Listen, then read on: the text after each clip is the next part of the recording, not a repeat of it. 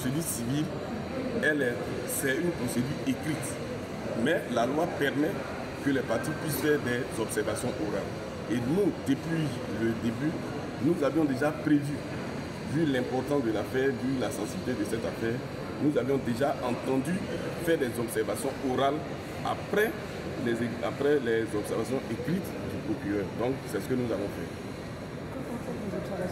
Nos observations orales vont porter sur le fait que, c'est ce que nous avions déjà dit par écrit, que ce procès est mené par une personne qui n'a pas la qualité pour le faire. Parce que dans ce dossier, la question essentielle qui est soulevée par celle qui a saisi le tribunal, c'est la nationalité ivoirienne du président Tidjane Thiam. Or, le code de la nationalité est clair.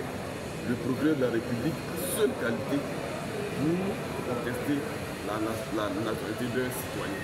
Au début, on nous avait dit que la question de la nationalité, c'est un simple moyen, mais ce n'est pas la demande directe. Donc vous avez tous été témoins que la présidente du tribunal elle-même, à l'occasion d'une demande de certificat de nationalité faite par le président Tidjane Thiam, elle a dit qu'elle ne pouvait pas lui donner de certificat de nationalité pour le moment, parce que sa nationalité fait l'objet de contestation. Mais par qui? Dans le cadre de cette procédure.